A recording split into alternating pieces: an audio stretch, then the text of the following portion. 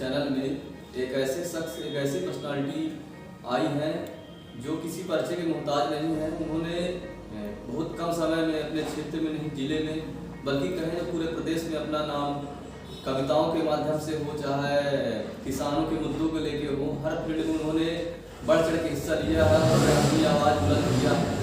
ऐसे शख्स आज हमारे चैनल में आए हैं। आदरणीय श्री योगेश जी को मैं तहे दिल से अपने चैनल की ओर से स्वागत अभिनंदन करता हूँ और बहुत बहुत आभार व्यक्त करता हूँ कि आपने अपना कीमती समय दिया। और हम चाहेंगे, उनसे गुजारिश करेंगे कि जैसे किसी भी चीज़ की शुरुआत आरती के साथ में और स्वागत के साथ, स्वागत गीत के साथ में, एक ही कोई कहानी के साथ में शुरुआत करते हैं, मैं चाहूँ वो भी अपनी कुछ पंक्तियों के साथ में आज के इस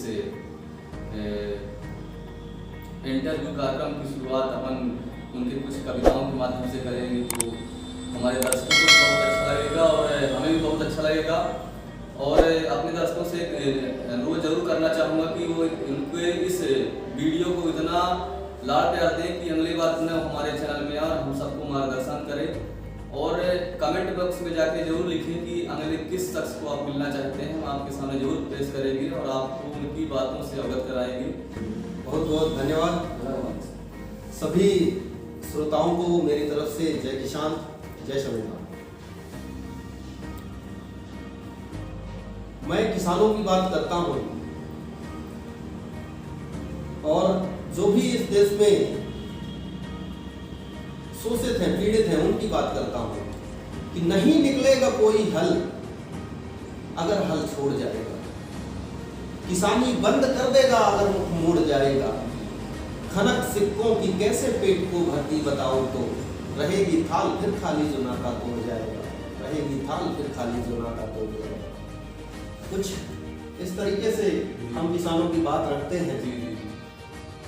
देश के हालात ऐसे हैं कि आज किसान इस देश का अन्नदाता है, इस देश का भाग्य विधाता है। हमें बचपन से पढ़ाया गया है कि भारत एक कृषि प्रधान देश है, लेकिन कृषि प्रधान देश होने के बावजूद भी किसानों की हालत किसी से छुपी नहीं।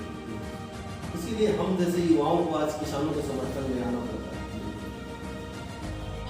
दोस्तों, इस वीडियो को लाइक, सब्सक्राइब, बेल आइकन जरूर दबाएं ताकि आने वाली वीडियो की नोटिफिकेशन आपको सबसे पहले मिले। बहुत बहुत धन्यवाद योगेश सर, आपने बहुत अच्छी कविता सुनाया कि जब तक हल खेत में नहीं चलेगा तब तक पेट नहीं भरेगा। वाकई में बहुत काबिल पंक्ति आपने सुनाया है। चलिए शुरुआत करते हैं। कुछ चंद से सवाल हैं हमारा सर पहला सवाल, जैसे आपने कहा कि किसानों के चर्चा में, किसानों के मुद्दों में, किसानों के समर्थन में आप लगातार, चाहे वो आपके जिले की कोई आंदोलन हो, काम हो, या कि प्रदेश में हो, देश में कहीं भी आप निरंतर लगे रहते हैं। मैं लगातार आपकी देखता रहता हूँ, चाहे वो फेसबुक हो, चाहे आपका स्टेटस, कोई भी चीज़ हो, मैं लगातार आपसे जुड़ा रहता हूँ, तो देखा हूँ कि आप हमेशा एक्टिव रहते हैं। हमारा सर पहला सवाल है आपसे कि किसान कैसे देश का भाग्य विधाता है। आज अपने विचारों से आप हमारे उन लोगों तक पहुंचाएं जो कभी इस पर्दे के ऊपर कभी किसी ने प्रकाश नहीं डाला। देखिए, बहुत अच्छा प्रश्न आपने किया है कि किसान भाग्य विधाता कैसे है। जी जी जी। अगर हम बहुत पीछे जाते हैं, जब से इस सृष्टि का सृजन हुआ है, चाहे वो इस सृष्टि का कोई भी जीव हो, उसको जिंदा रहने के लिए भोजन की आवश्यकता पड़ती है। और जब भोजन की आवश्यकता पड़ेगी तो उसे खाने के लिए कुछ ना कुछ चाहिए। अगर हम पुरानी चीजों पे जाते हैं तो जो आदि मानव रहे हैं वो शुरू से जो है मांस वगैरह पे आधारित रहे, लेकिन सबकी एक सीमा होती है। इसके बाद जब मनुष्य ने सोचा होगा कि आखिर वो करे तो करे क्या, तब उसके मन में एक चीज आई होगी कि खाने होगी और कौन सी चीजें हैं। तो इस देश को अगर अन्न से किसी ने परिचय कराया है तो वो है किसान। जब सबसे पहले इस भूमि पर, इस बंजर भूमि पर समतल करके, मेहनत करके उसने सर्वप्रथम हल चलाया होगा, सर्वप्रथम पत्थरों से खुदाई करके जमीन लेवल की होगी, उसी को हम कह रहे हैं कि उसने हल किया, हल चलाया होगा, फिर उस पर अनाज उगाया होगा और उस अनाज को खाने योग्य बनाया होगा, तो वो सबसे पहले किसान है। तो भारत भाग्य विधाता इसलिए है कि आज भारत देश की जो इकोनॉमी है वो किसानी पर टिकी हुई है। आज इस देश की पूरी जो इकोनॉमी है वो किसानी पर है। अभी जब कोरोना काल में बता देता हूँ आपको कि जब कोरोना में लॉकडाउन हुआ था तो पूरे देश की अर्थव्यवस्था पटरी पर आ गई थी। ना ट्रेनें चल थी, ना बसें चल रही थी, ना हवाई जहाज चल रही थी। जो अर्निंग के साधन होते हैं पूरे देश के वो लगभग बंद हो गए थे, उन पे भी लॉकडाउन लग चुका था। तब इस देश को अगर किसी ने जीवित रखा तो वो किसान था, क्योंकि किसान ने अपना अनाज उत्पादन नहीं छोड़ा। अनाज उत्पादन में कोई भी लॉकडाउन नहीं लगा। आपने देखा होगा कि बसों में लोग भर भर के आ रहे थे, जा रहे थे, तो लोगों ने उनको ना पेट्रोल दिया, ना डीजल दिया, ना कुछ दिया, ना पैसा दिया कि पैसा खा लीजिए, लेकिन अनाजों के पैकेट, पूरी सब्जी के पैकेट जो किसानों के खेत से होकर आते हैं उनकी जरूरत पड़ी थी। तो भारत भाग्य विधाता किसान ही है इस देश का, इसके अलावा कोई नहीं। बहुत अच्छा जवाब दिया सर आपने। वाकई में किसान देश का भाग्य विधाता है, देश को पालने वाला है। ये बात हमारे देश के हर नागरिक को, हर व्यक्ति को अपने रूह में जमा लेना चाहिए कि इस देश का वाकई में कोई यदि सच्चा हितैषी है तो किसान है सर। बहुत धन्यवाद सर, आपकी बातों को अच्छा लगा। हमारा दूसरा सवाल है सर, गांव में किसानों कहते हैं कि हमारा देश गांव में बसता है और गांव में लगभग कहा जाए तो किसान भाई रहते हैं। तो किसानों के जो रहन सहन है, जो जीवन यापन करते हैं, उनके विषय में आप लगातार जुड़े भी हैं उस फील्ड से, तो आप उनके कैसा रहन सहन रहता, कैसे वो त्योहारों का, कैसे वो आनंद की अनुभूति करते हैं, उसके विषय में आप क्या क्या विचार था? देखिए, किसान और गांव ये एक दूसरे के पूरक। अगर हम शहरों की बात करें, शहरों की व्यवस्था की बात करें, इस चमक दमक की बात करें, तो ये हमारी देन नहीं। हमारी इकोनॉमी पर हमारी जो किसानियत है, जो इकोनॉमी है, उस पर शहर जो है टिके जरूर हुए हैं, लेकिन ये शहर और ये चमक दमक हमारी देन नहीं है। ये पूंजीवाद की देन, ये व्यापार की देन। और व्यापार जो है ये हमारे देश का हिस्सा नहीं रहा है। मैं आपको बता देना चाहता हूँ कि हमारे देश की जो इकोनॉमी रही है या हमारे देश का जो आपस में संबंध रहा है वो सहकारिता, कोऑपरेशन जिसको बोलते हैं। हमारा जो समाज था, किसानी समाज था, वो कोऑपरेशन पे जिंदा था। कोऑपरेशन ऐसा कि गांव में जब भी किसी व्यक्ति को कुछ चाहिए होता था, मसलन कि मैं अगर चने की खेती कर रहा हूँ और आप मसूर की खेती कर रहे हैं, तो मुझे आपसे मसूर चाहिए होता था, तो वहां पैसा काम नहीं करता था। मैं बदले की, जिसको कोऑपरेशन में बोल रहा हूँ, सहकारिता, तो मैं आपको कुछ चने दे देता था, आपसे मसूर ले लेता था। ठीक इसी तरीके से हमारे जो समाज में एक जो व्यवस्था थी, जो लोहे का व्यापार करते थे, जो लोहे के हथियार बनाते थे, जो बढ़ईगिरी का काम करते थे, हमारे ही समाज, ये जातियों में नहीं बटी थी। ये व्यवस्था एक जो है ये किसानियत की व्यवस्था थी, एक दूसरे के पूरक थे, सहकारिता पे जिंदा थे। तो जब भी मुझे किसी बढ़ई की आवश्यकता होती थी, जो मेरा हल चलाता था, जो मेरे हल जो है जो मुझे बनाकर देता था, जो मैं खेती पर चलाता था, उसकी जीवन आश्रय के लिए, उसके परिवार के भरण पोषण के लिए मैं उसको बदले में अनाज देता था। ठीक इसी तरीके से जो लोहे का काम करते थे, जो कुदाल बनाते थे, जो हल की कुसिया बनाते थे, उनको भी हम इसी तरीके से अनाज देते थे। तो हमारा परस्पर का जो व्यवहार रहा वो कोऑपरेशन का रहा। उसमें पूंजी और पैसा कहीं नहीं। ये बाहर की चीजें आई हैं, और ये जितना बाहर की चीजें आकर और इस देश में बसती गई हैं, तो उन्होंने हमारे देश के कोऑपरेशन को खत्म किया है, सहकारिता को खत्म किया है। आज लोगों की ये सोच हो गई है कि कोई भी चीज आपको चाहिए होती है तो उसको बदले में लगता है कि मुझे पैसा मिले। तो आज पूंजीवाद हावी होता जा रहा है। और जो आपने कहा कि गाँवों में किस तरीके से जो है एक रुतबा है जो किसानों का, या पूरा किसानियत में जो है पूरा गांव कैसे बसता है, तो मैं बता देता हूँ आपको कि गांव के लोगों का जो रहन सहन है बड़ा सिंपल होता है। गांव में कोई भी कितना भी बड़ा किसान क्यों ना हो, उसकी जो शुरुआत होती है वो आज भी जो बुजुर्ग हैं, नए लोगों की बात नहीं कर रहा हूँ, लेकिन जितने भी आज बुजुर्ग हैं उनकी जो शुरुआत होती है सुबह नीम की दतून से, चिड़चिड़ा जिसको बोलते हैं उसकी दतून से, है ना, बबूल की दतून से, इससे शुरुआत होती है। ये जो क्लोजअप, कोलगेट, इन सब की जो क्रांति आई है ये पूंजीवाद की देन है। गांव आज भी बड़ा सिंपल, गाय गोबर। मेरी एक कविता है कि गाय गोबर हमको प्यारे, खेत ईश्वर है हमारे। तो हमारा तो एक पूरा विकास और एक ढांचा रहा है जिसको हम बोलते हैं प्रकृति पूजक। तो किसान हमेशा से प्रकृति पूजक रहा है और किसान ने हमेशा से प्रकृति को पूजा है। जी बिल्कुल, जवाब सर आपने दिया है।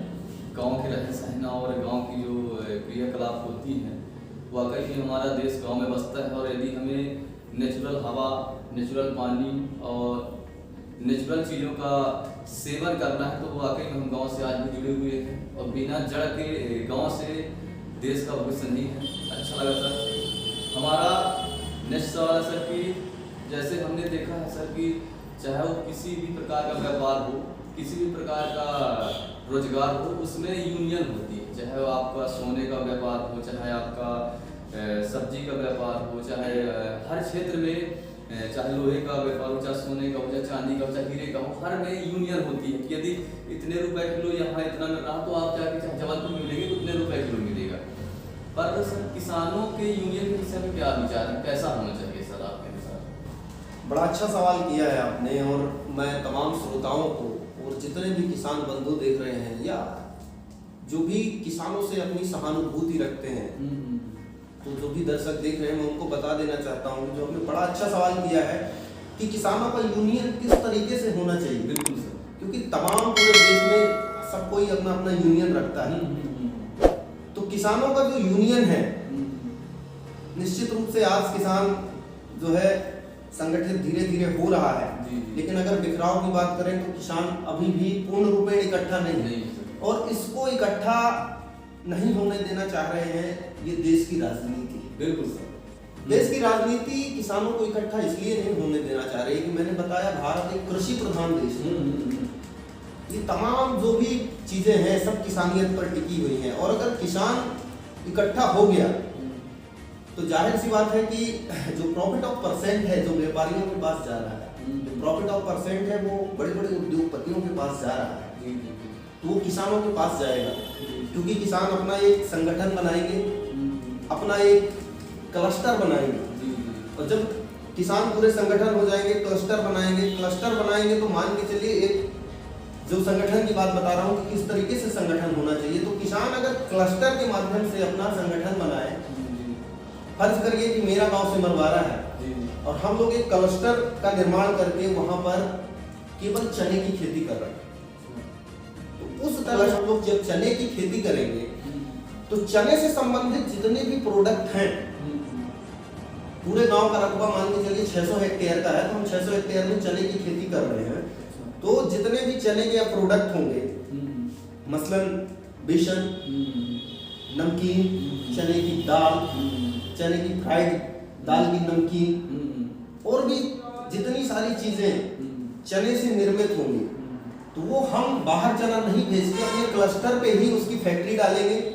उस पे गवर्नमेंट हमको सहायता करे तो हम वहाँ सर अपनी जो है एक ब्रांड बनाकर, अपना जो गांव है उसका ब्रांड बनाकर एक प्रकार से समूह के माध्यम से अपना पूरा प्रोडक्ट निर्माण करेंगे और बाहर के देशों को भेजेंगे या बाहर के शहरों को भेजेंगे। तो इससे क्या फायदा होगा कि जो इनकम है किसानों की, बाहर का पैसा सीधा गांव में आएगा, क्योंकि उसमें कोई नहीं है, एक क्लस्टर है। जितना फायदा होगा, जैसे मैंने 20 क्विंटल अगर चना दिया है अपने क्लस्टर को, तो उससे निर्मित जितनी भी 20 क्विंटल की चीजें, तो उसका प्रॉफिट मुझे 20 क्विंटल मिलेगा।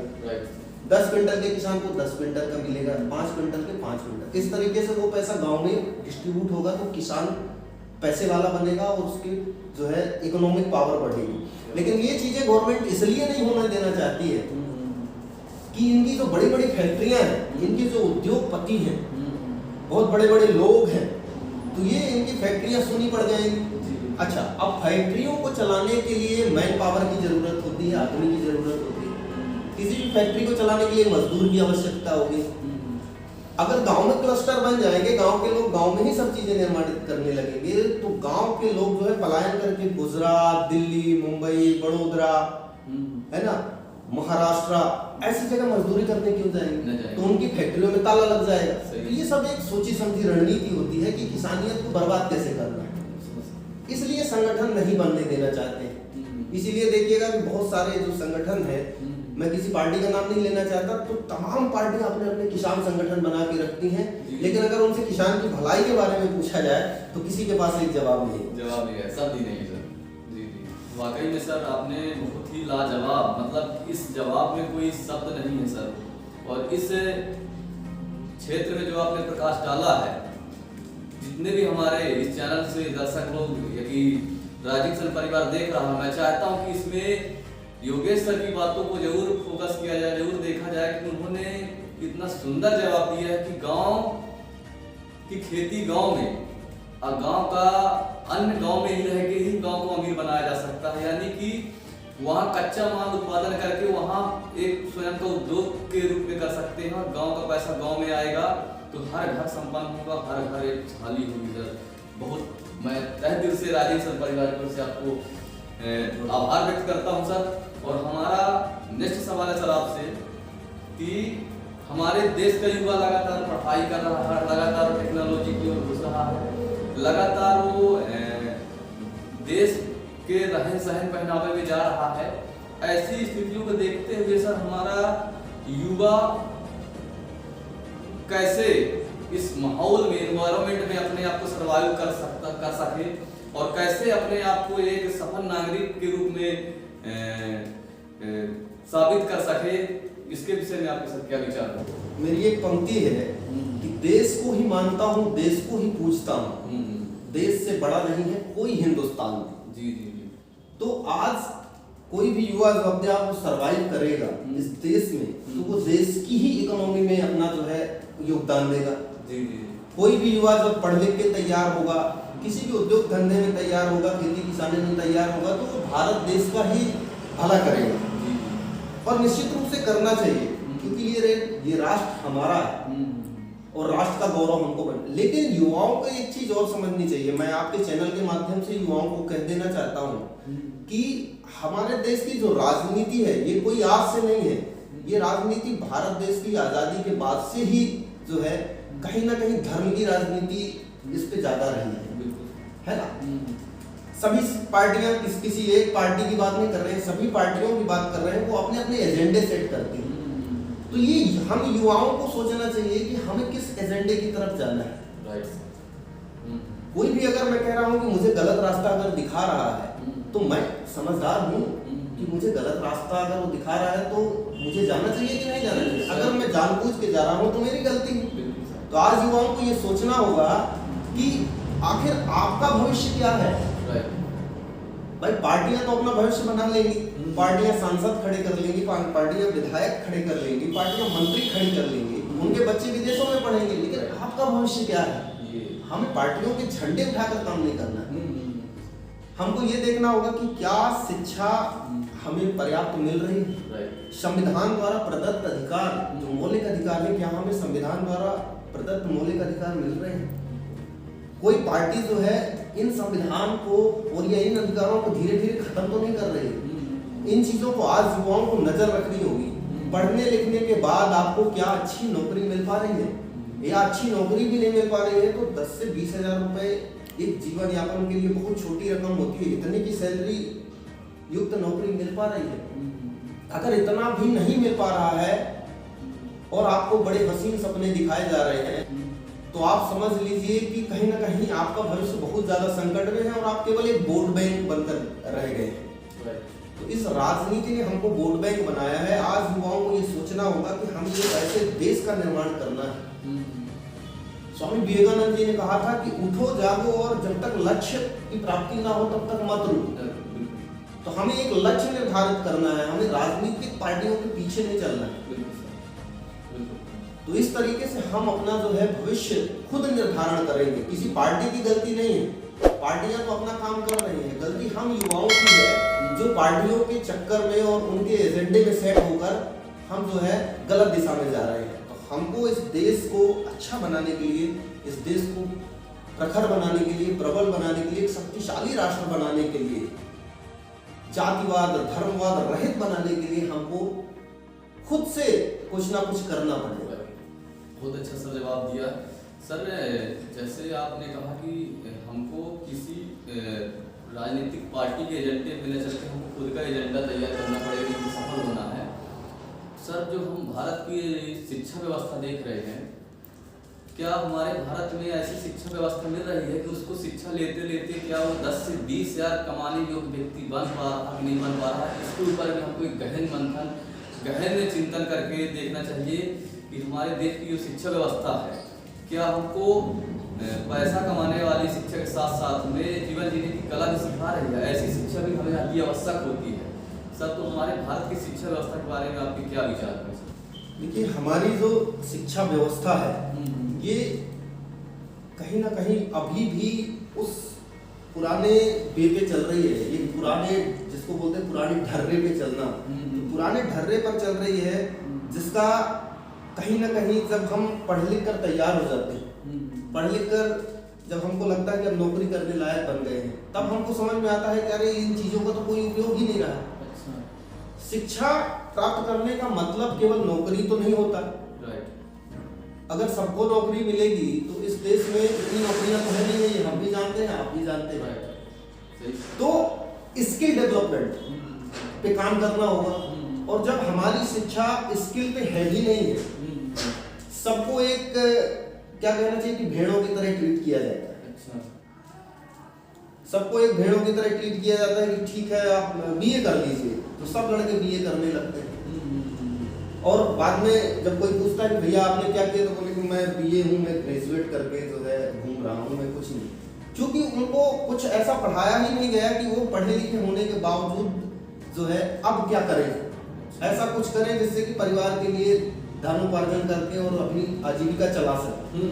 तो इसके लिए हमें शिक्षा व्यवस्था में व्यापक परिवर्तन करने होंगे। जैसे कि 10वीं है, 10वीं तक की एक शिक्षा नॉर्मल होनी चाहिए, और 10वीं के बाद जो शिक्षा होगी वो उस पर ऑप्शन होने चाहिए कि क्या मैं मोबाइल के क्षेत्र में जाना चाहता हूँ, मोबाइल बनाना सीखना चाहता हूँ, या मोबाइल रिपेयरिंग करना सीखना चाहता हूँ, एसी फ्रिज बनाना सीखना चाहता हूँ, ट्रैक्टर बनाना सीखना चाहता हूँ, मोटरसाइकिल बनाना, मोटरसाइकिल के इंजन का जो है ओवरहालिंग करना सीखना चाहता हूँ। इस तरीके की शिक्षाओं का एक कहना चाहिए कि एक बड़ा सा पूरा जो एक कुनबा है या पूरी जो चीजें हैं इस देश में, हजारों लाखों ऐसी चीजें हैं, है ना, तो उन चीजों का रिपेयरिंग का हो या मैन्युफैक्चरिंग का हो, तो इस तरीके की हमको शिक्षा देनी होगी।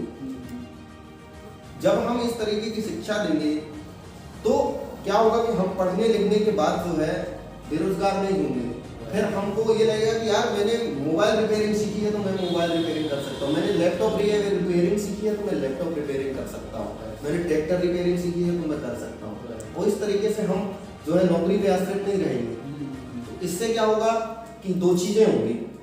एक तो जब हम फालतू नहीं घूमेंगे तो राजनीतिक पार्टियां हमारा उपयोग नहीं कर पाएंगे। हमारे घर में जब अर्निंग आएगी तो हमारा घर सबल बनेगा। जब घर सबल बनेगा तो जाहिर सी बात है कि जब हम फालतू घूमेंगे नहीं तो हमारा दिमाग एक अच्छी दिशा पे काम करेगा, और हम ये चुन सकेंगे कि अब सरकार कैसी होनी चाहिए जो हमारे अनुरूप हो। तो हमारा वोट भी उस सरकार को जाएगा जो हमारे लिए काम करेगा। तो शिक्षा का बहुत महत्वपूर्ण है यहाँ पर, इसलिए शिक्षा व्यवस्था में परिवर्तन होना बहुत आवश्यक है। क्या बात सर, वाकई में सर आपका जवाब ने हमारे दिल को छू लिया। जो काफ़ी सालों से आज जब से जानने लायक हुए तो एक जहन में सवाल था कि हमारे देश की ऐसी शिक्षा हो कि यहाँ शिक्षा के साथ साथ में रोजगार भी छिपा हो।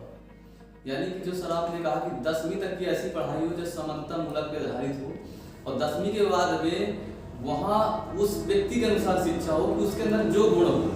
जैसे कोई व्यक्ति मोबाइल बनाने के स्किल है तो मोबाइल की शिक्षा को ग्रहण करे, जो कंप्यूटर के ऐसी स्किल है तो कंप्यूटर की शिक्षा ग्रहण करे। यानी कि 10वीं के बाद की जो शिक्षा होनी चाहिए वो ऐसी शिक्षा हो कि जिसके अंदर जो गुण हो उसी को डेवलप करे, और 10 से 15 साल उसी चीज को पढ़ेगा तो उस फील्ड का मास्टर बन जाएगा। पढ़ाई जैसे खत्म हुई है तो स्वयं रोजगार शुरू कर देगा, किसी कंपनी में जाकर सेट हो सकता है और देश का सर। वाकई में बहुत ही सुंदर जवाब आपने दिया सर। मैं आपको चैनल की तरफ से पुनः एक बार आभार व्यक्त करता हूँ। और हमारा आखिरी सवाल है सर कि मैं बता देना चाहता हूँ एक बार पुनः अपने चैनल को उपदेश कि अपने सपना ही नहीं प्रदेश के अंदर बल्कि देश कहा जाए कि जिस भी फील्ड में लोग सक्सेस हुए हैं या कि जिस भी फील्ड का उनको नॉलेज है, उनकी सोच है कि मैं आम जनता तक पहुंचाऊं, और वो माध्यम हम डिजिटल तरीके से पहुंचाना चाहते हैं, क्योंकि उसकी सोच हो सकता है 5 साल 10 साल के जीवन अंत तक ना पहुंच पाए, पर हम चाहते हैं कि हमारे चैनल के माध्यम से उनके तक बात पहुंचे। तो इसी प्रकार हम ग्रेट लीडरों को बुलाते हैं और अपने लोगों तक बात पहुंचाते हैं। तो मैं सर यदि आखिरी सवाल आपसे करना चाहूँ कि हमारे चैनल के विषय में 2 शब्द आप बोलना चाहें तो सर। निश्चित रूप से आज जो है ये सोशल मीडिया का जमाना है, जी जी हम इसको डिजिटल क्रांति कह सकते हैं। Right sir. ये डिजिटल क्रांति एक ऐसी चीज है कि आप एक जगह से बैठकर करोड़ों लोगों तक अपनी बात पहुंचा सकते हैं, लेकिन अगर मैं कहूं कि आपको करोड़ों लोगों तक आपको पहुंचना है, तो आप जब साधन के तरीके से पहुंचेंगे, उनसे डायरेक्ट बात करने के लिए पहुंचेंगे, तो 1 करोड़ लोग तक पहुंचने के लिए अगर 1 रुपए भी हम उसका खर्च मान लें तो आपको 1 करोड़ रुपए की जरूरत होगी। तो ये सोशल मीडिया का जो माहौल है या सोशल मीडिया का जो ये एरा चल रहा है पूरा, तो उसमें आपने जो ये चैनल द राइजिंग सन लेकर आए हैं, तो मैं कहूँगा कि आपने इतना अच्छा काम किया है लोगों तक हमारी बात पहुंचाने के लिए, लोगों तक जो लोगों के मन में सवाल हैं जो आप पूछ रहे हैं। आज युवाओं के मन में बहुत सारे सवाल होते हैं, तो इन सवालों का जो आप पूछ रहे हैं, तो कम से कम लोगों के बीच में सवाल और उनके जवाब जो पहुंच रहे हैं, हम जैसे कई लोग आएंगे और वो लोगों तक अपनी बात पहुंचाएंगे। जी जी जी। तो ये बड़ी आसानी से जो है करोड़ों लोगों तक बात पहुंचेगी। बिल्कुल। ये जो आपका चैनल है लाखों लोगों तक पहुंच रखता है। बिल्कुल। और कल जो है मैं बधाई देता हूं और मैं शुभकामनाएं देता हूं कि ये चैनल जो है इस देश का बहुत अच्छा चैनल बने, द राइजिंग सन जैसे इसका नाम है, उगता हुआ सूरज, तो ऐसे ही आगे बढ़े। तो निश्चित रूप से आपने जो माध्यम चुना हुआ है लोगों के दिलों तक पहुंचने के लिए या लोगों के दिलों तक अपनी बात पहुंचाने के लिए, तो आपका चैनल इस दिशा में जो काम कर रहा है ये बहुत अच्छा है। मैं ढेर सारी शुभकामनाएं देता हूं आपको और इस पूरे चैनल के परिवार को, पूरी टीम को, और ऐसे ही आप उन्नति करते रहें। और जो भी दर्शक देख रहे हैं मैं उनसे भी निवेदन करता हूं कि आप लोग जो है सब्सक्राइब करें, शेयर करें, ताकि जो बात है जो आज तक लोगों के बीच में बात नहीं पहुंच पाई है वो बात पहुंचती रहे और उसका एक सार्थक परिणाम मिले और हम सब मिलकर जो है इस देश को एक ऐसा प्लेटफॉर्म बनाएं या ऐसा देश बनाएं जो मजबूती के साथ पूरे विश्व में खड़ा है। धन्यवाद। बहुत बहुत धन्यवाद सर योगेश सर, आपकी बातों से आज हम खाली मतलब दिल खुश हुआ और ऐसा लग रहा है कि आज एक नई चीज की खोज मिली है आपके द्वारा। तो मैं आपको राजीव सन परिवार की ओर से आभार व्यक्त करता हूँ पुनः कि आपने अपना कीमती समय दिया सर। बहुत धन्यवाद। और मैं अपने दर्शकों से अनुरोध करूंगा कि इसी प्रकार आप हमारे साथ बने रहें। हम सपना ही नहीं प्रदेश के हर उस शख्स को आपके सामने पेश करेंगे जिनके पास अपार ज्ञान का भंडार है, अपार जुनून और जज्बा है, और हम आप तक उनकी बात दिल तक पहुंचाएंगे। तो इस चैनल को ज़्यादा से ज़्यादा लोगों तक पहुंचाएं ताकि लोग इससे अवगत हों। और आप कमेंट बॉक्स में जाके जरूर लिखें कि आप अगले किस शख्स से मिलना चाहते हैं, हम आपको जरूर आपसे मिलवाएंगे। जय हिंद, जय भारत, जय राजीव।